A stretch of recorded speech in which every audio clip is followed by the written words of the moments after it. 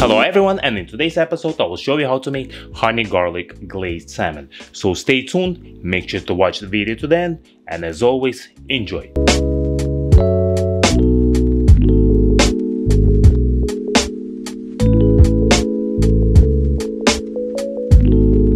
So as you know, in the beginning of the video I like to do my mise en place, very important, and do not skip it. So I got this beautiful carrot, you can see it, just get rid of the top.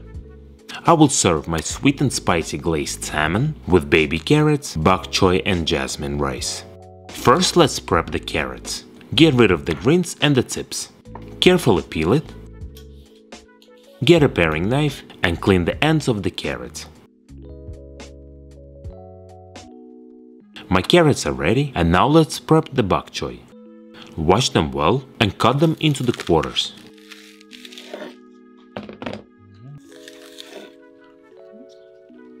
Put it aside for now. Take 4 garlic cloves, smash it with a knife,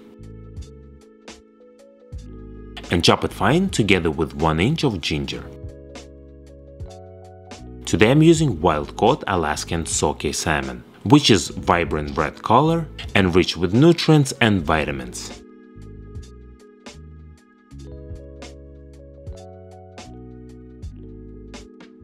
I will need 2 scallions. One is gonna go for the sauce. Cut the ends off and cut it into 2-inch pieces.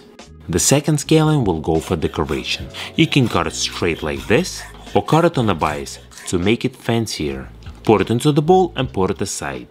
Now it's time to blanch the vegetables. Bring the pot with water to a boil, add some salt. Salt will make your vegetables brighter in color, so don't skip this step. First place carrots in and cook them for 2 minutes.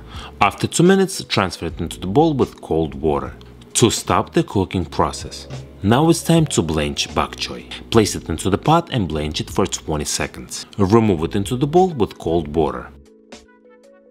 When it's cooled down, remove the bok choy from the water, make sure to get rid of the excess water and place it into the separate plate. Drain the carrots as well and transfer it into the other plate. Carrots should be partially cooked. Make sure not to overcook and not undercook it. Let's give it a try. Now let's make the sauce. Into the cold small saucepan, pour 1 tablespoon of vegetable oil. Add garlic, ginger and scallion. We want to infuse the oil with this beautiful garlic, ginger and scallion flavor and saute it on a low heat for 3 to 4 minutes. After 4 minutes, increase the heat to medium and pour 2 tablespoons of rice wine. And then pour 3 tablespoons of dark soy sauce, 3 tablespoons of water, half a cup of honey. Mix it all together. Squeeze juice from half a lime. Some gochujang. Add 1 tablespoon of gochujang paste. If you don't have it, you can definitely substitute it for sriracha. Cook it on a medium heat for about 3 minutes. And now let's thicken the sauce with the cornstarch slurry. The ratio is 1:1, which is 1 teaspoon of cornstarch and 1 teaspoon of water. Make sure that your sauce is boiling and add the slurry, whisking the sauce constantly. The consistency of the sauce is perfect, it looks outstanding, and now let's strain it. Strain it through the mash strainer and put it aside. Now let's make the rice. Into the small saucepan, add 1 cup of jasmine rice and 1 1/4 of a cup of chicken stock. Pour some canola oil, bring it to a boil, decrease the heat to low, cover it with a lid, and let it cook for 12 minutes. 12 minutes passed, remove it from the heat and let it rest for 10 to 15 minutes with the lid on. While the rice is resting, I will finish the vegetables and the fish. Preheat the pan to medium-high heat, pour some oil and sear the carrots until golden brown in color. Then add bok choy, season it with some salt and black pepper, and pour a couple tablespoons of sweet and spicy sauce. Saute it for about 2 minutes and put it aside into the warm place. I got 4 pieces of wild-caught Atlantic sockeye salmon. Make sure to pat dry it well. Season it with salt and freshly ground black pepper on both sides. Get another pan, preheat it to high heat, pour some oil in, and place salmon fillet with the skin side up, away from you. Sear it for 1 minute per side until golden brown in color. Keep in mind that the pan should be smoking hot, otherwise your fish will stick to the pan.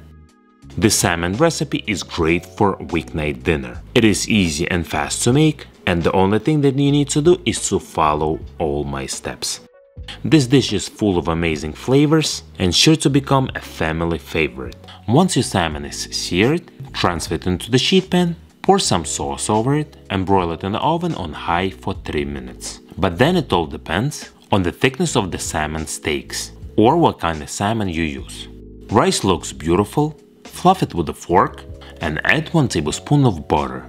Carefully mix it. Adding the butter into the rice will give it a nice creamy flavor. Everything is ready and now it's time to plate it.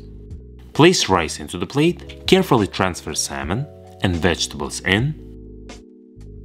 Pour some extra sauce over the salmon and vegetables. Decorate it with scallion and enjoy.